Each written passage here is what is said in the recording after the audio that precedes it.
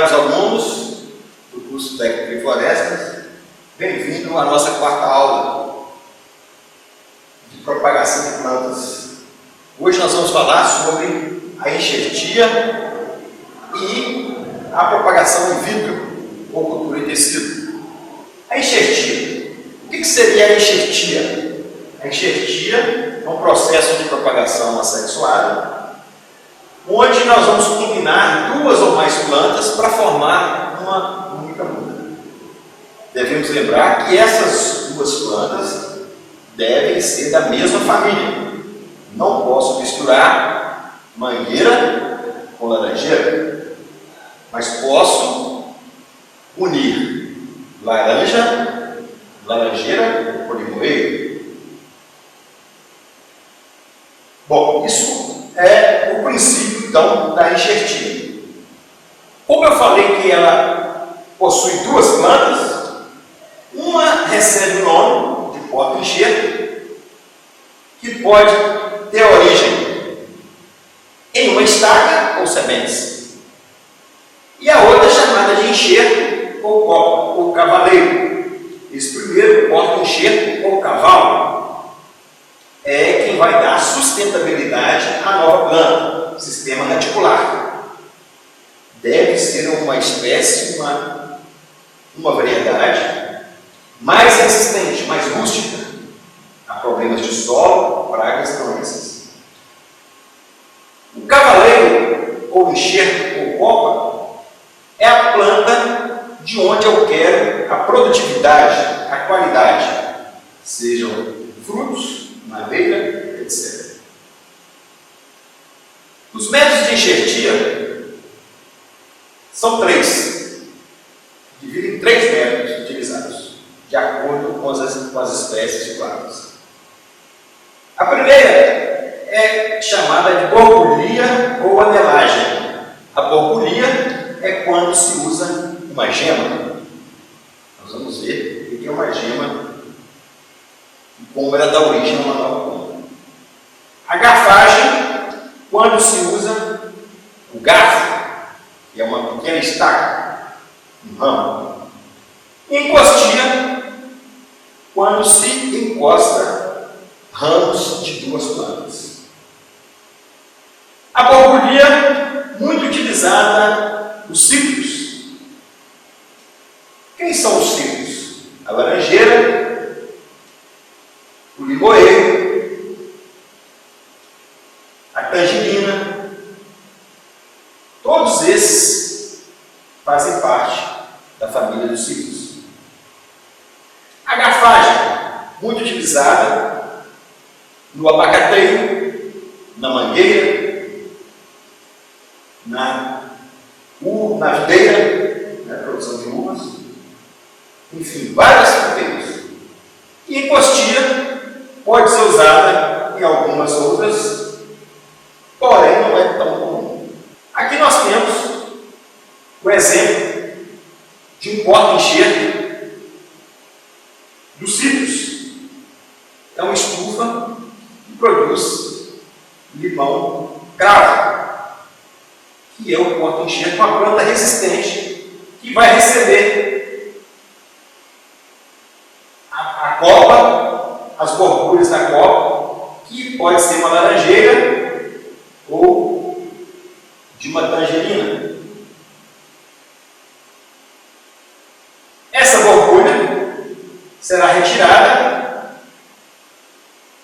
e colocada no porta-enxerto, tornando depois uma única planta. Então nós estamos unindo o cavalo, o porta-enxerto, que é o limão, com a laranjeira que está aqui. A laranjeira é a nossa copa ou cavaleiro. A borbulha é usada principalmente em plantas mais herbáceas, que soltam a casca facilmente. Como eu falei, os cítricos, né? É um exemplo, a roseira pode ser, né? Você quer fazer uma roseira da flor branca e flor vermelha, você consegue. Nos citros, não é interessante que a planta produza limão e laranja. O limão depois vai dominar a laranja. A garfagem, nós usamos mangueira, abacateiro, videira. A encostia, como eu falei para vocês, não é um método muito comum no nosso dia a dia do viver. Tem que encostar uma planta à outra e amarrá-las, né? Aqui nós temos os passos da enxertia por borbulha. O primeiro passo é escolher o cavalo, que geralmente é o limão cravo, fazer uma fenda na casca e logo em seguida retirar da planta que você quer a produção, a copa, a gema, que é essa borbulha aqui, ó, chamada também de gema. Essa gema é tirada com canivete, introduzida aqui no passo 3, bem rapidamente, na fenda feita no passo 1.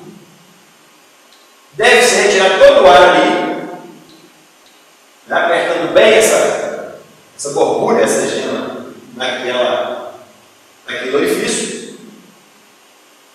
E depois amarrar com fitido plástico, uma fita plástica, bem firme, para que não tenha penetração de água nessa fenda. Passando 2, 3 meses, nós vamos ter aqui a nova planta surgindo. A gema que foi colocada anteriormente já virou um galho, alimentada pelo cavalo ou porta-enxerto, limão, no caso evidente. Mas, alguns dias, nós temos que decapitar, cortar a cabeça, o corpo do cavalo que nós usamos o limão, deixando agora a alimentação exclusiva, os nutrientes exclusivos para o galho da laranjeira. Evidentemente que nós precisaremos de aproximadamente 10 a 12 meses para que esse processo todo tenha fim e se transforme numa muda pronta. Que é essa muda que a gente vê aqui, o limite do limão, chamado cavalo ou porta-enxerto, e da laranjeira, chamada copa, onde teremos a produção de frutos. Nós temos aqui, né, o material utilizado para fazer é um canivete bem amolado, retirando a borbulha, fazendo a fenda, retirando a casca. Por isso que é chamado também de arelagem. Aqui numa outra planta, que não é a laranjeira, nem o limão, nem o limoeiro. Então é feita aqui a borbulha. Enxertia por garfagem, você usa uma peça maior. São plantas que a casca não solta muito fácil. Então você tem que usar um garfo. O que é um garfo? Um pedaço de ramo de 10 a 15 centímetros. Faz-se uma fenda no cavalo, que deve ser uma planta mais resistente. Une essas duas partes cortadas do cavalo com a copa, amarra-se também com plástico e está pronto. A cirurgia, pode-se dizer assim, que vai dar origem a uma nova planta, mais produtiva e mais resistente do que as duas plantas que lhe deram origem. Por isso a grande vantagem da enxertia. Por que fazer um trabalho tão difícil? Porque isso é difícil de fazer.